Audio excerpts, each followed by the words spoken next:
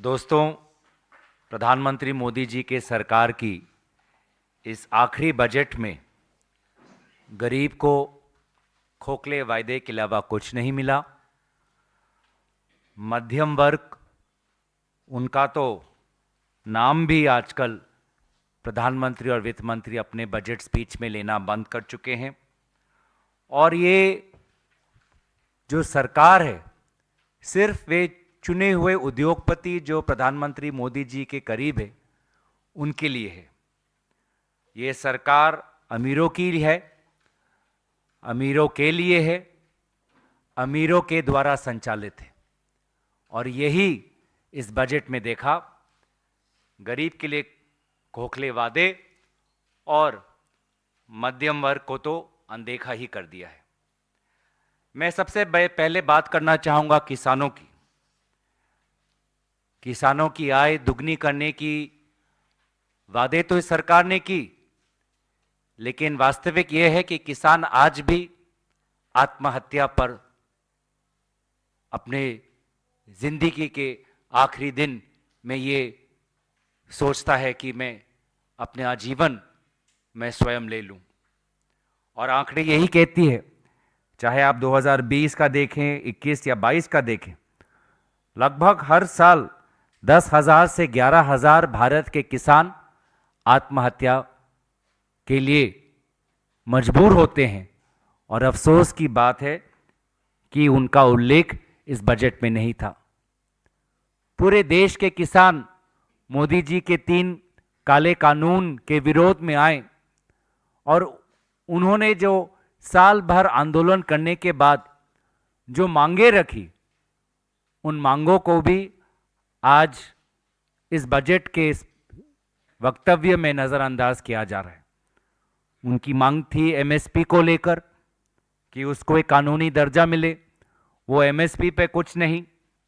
उनकी मांग थी कि जो आयात और निर्यात की जो नीति है वो किसान के पक्ष में होने चाहिए, लेकिन हम देख रहे हैं बार बार, चाहे महाराष्ट्र हो, गुजरात हो, जब भी किसान की फसल अच्छी होती है सरकार किसान के पक्ष नहीं लेती और ऐसे कुछ नीति हाथ में लेती है जिससे कि किसानों को नुकसान पहुंचता है।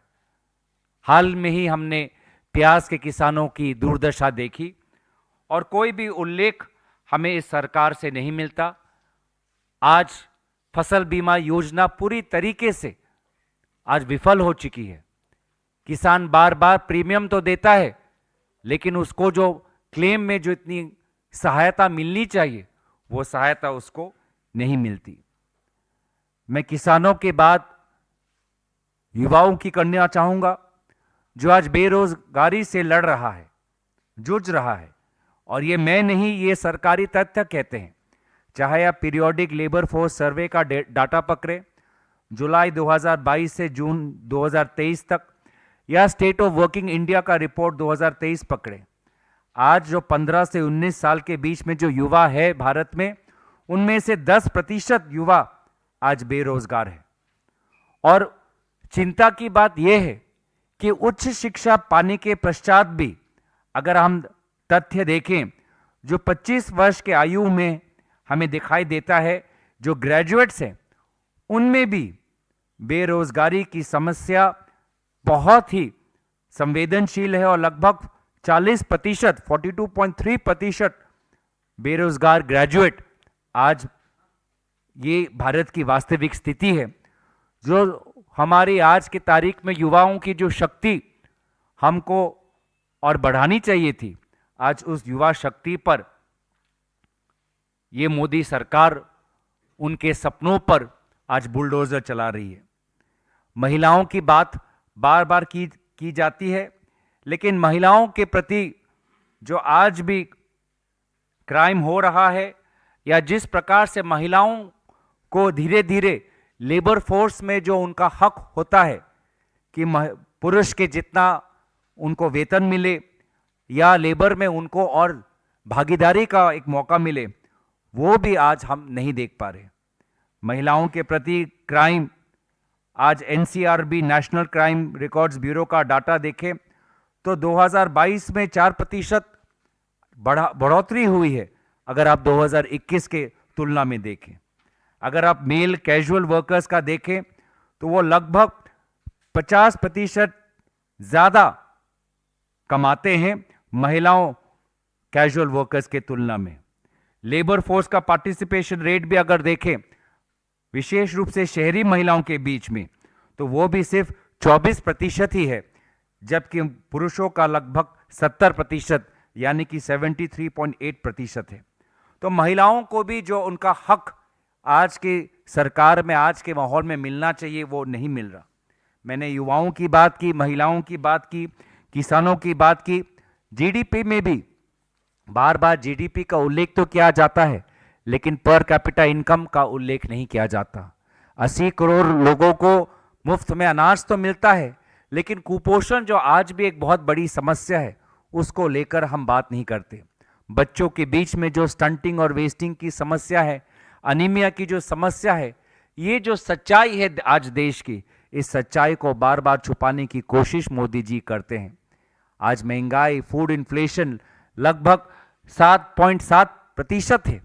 ये हमारे भारत के लोगों के लिए बहुत ही मुसीबत और बहुत ही मुश्किल है, लेकिन महंगाई से जो राहत आज देश को मिलनी चाहिए वो राहत मोदी जी नहीं दे पा रहे।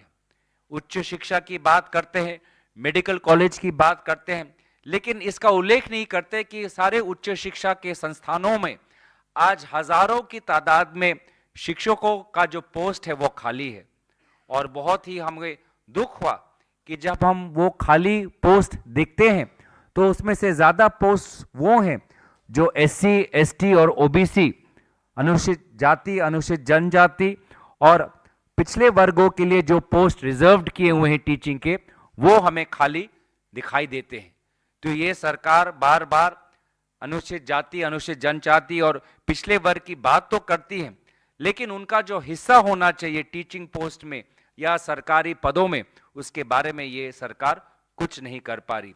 अस्पताल तो खोल रही है, लेकिन अस्पतालों में ना डॉक्टर दिखाई देता है, ना नर्स मिलती है, ना कोई अगर स्कैन करवाना हो तो उस प्रकार का इक्विपमेंट। तो शिक्षा और स्वास्थ्य जो किसी भी समाज के लिए अनिवार्य है, जितना बजट में मिलना चाहिए नहीं मिल रहा। 2024-25 के बजट में स्वास्थ्य के लिए 1.8% और शिक्षा के लिए 2.5% ही टोटल एक्सपेंडिचर का ये जो अमाउंट रखा गया है, ये बहुत कम है और इससे भारत आगे नहीं बढ़ सकता।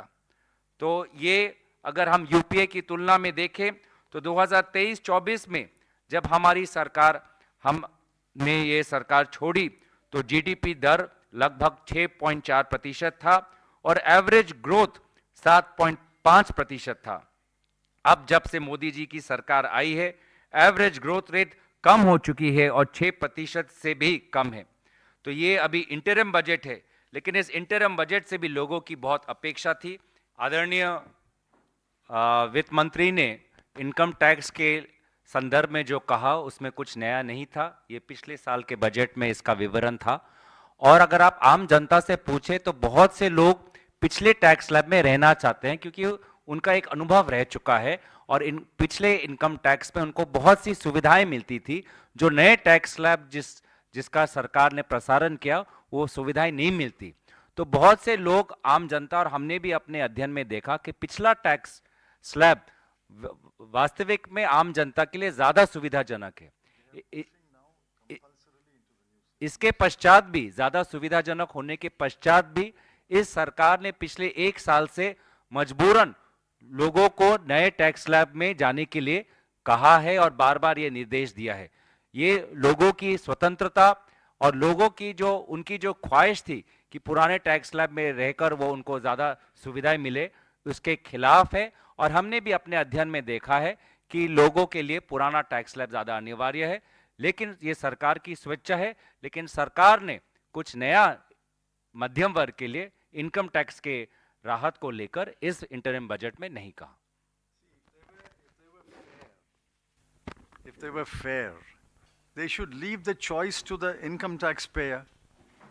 The income taxpayer should have a choice of either sticking to the old system or the new system. Why are they compelling, forcing people to go to the new system? जैसे कि कहा गया है कि लोगों को मजबूरन नए टैक्स स्लैब में धकेला गया है इस सरकार के द्वारा, और लोगों की स्वतंत्रता होनी चाहिए कि वो अपने अनुसार उनके इनकम और उनके प्रोफेशन को देखते हुए वो अपने अनुसार खुद चयन करे कि वो पुराने टैक्स स्लैब में रहना चाहते हैं या नया टैक्स स्लैब में। आपका सवाल विधानसभा चुनाव से जुड़ा हुआ है। विधानसभा चुनाव में मतदाता बहुत से विषयों को देखता है। आज हम सिर्फ आर्थिक विषय की बात कर रहे हैं और ये सच्चाई है, क्योंकि अगर आप आर्थिक असमानता देखें गरीब और अमीर के बीच में, तो ये सच्चाई है कि अमीर और अमीर हो चुका है, गरीब और गरीब हो चुका है। इसको कोई नकार नहीं सकता, और ये डाटा सरकार का के पास भी है, और ये डाटा यूएनडीपी अन्य विशेष अंतर्राष्ट्रीय एजेंसीज के पास भी है कि असमानता, वाइडनिंग इनकम इक्वालिटी भारत की एक सच्चाई है। करोड़पति अरबपति बन रहे हैं, number of billionaires have increased, but the poor have remained worse off because of inflation. और जहाँ तक बात लोकसभा की आती है, मुझे लगता है कि कहीं ना कहीं ये सरकार की अहंकार है कि उनको लगता है कि जनता उनके पक्ष में है, जनता के बीच में वो गए नहीं हैं। तो ये सरकार की अहंकार भविष्य में बहुत महंगा उनके लिए पड़ सकता है। जनता जनार्दन है, हमें जनता के जनादेश के लिए रुकना चाहिए। लेकिन जो इंटरिम बजट में जो जनता अपेक्षा करती थी, किसान जो अपेक्षा करते थे, महिलाओं जो अपेक्षा करते थे, युवाओं जो अपेक्षा करते थे, मोदी जी के खुद के इतने वायदे थे, 15 लाख, 2 करोड़ नौकरी, अब तक तो फिर 20 करोड़ होना चाहिए था। तो ये जो अपेक्षाएं थी उस पर पूरा का पूरा पानी इन्होंने फेर दिया है। और जैसे कि हमने इस स्टेटमेंट में लिखा है कि अमीरों की सरकार है, अमीरों के लिए है और अमीरों के द्वारा संचालित है, क्योंकि उनको इलेक्टोरल बॉन्ड्स पे इनकी नज़र है। ये अमीरों की इसलिए मदद करते हैं ताकि फिर इलेक्टोरल बॉन्ड्स के द्वारा इनकी पार्टी में और चंदा आए। और ये वास्तविक है कि इलेक्टोरल बॉन्ड्स आप देखें तो सबसे ज़्यादा चंदा जाता है भाजपा को। तो ये उनकी पूरी की पूरी एक साजिश है कि कुछ चुने हुए उद्योगपतियों को मदद कर कर उनसे इलेक्टोरल बॉन्ड्स के द्वारा भाजपा अपने आप को और अमीर और धनी करना चाहती है।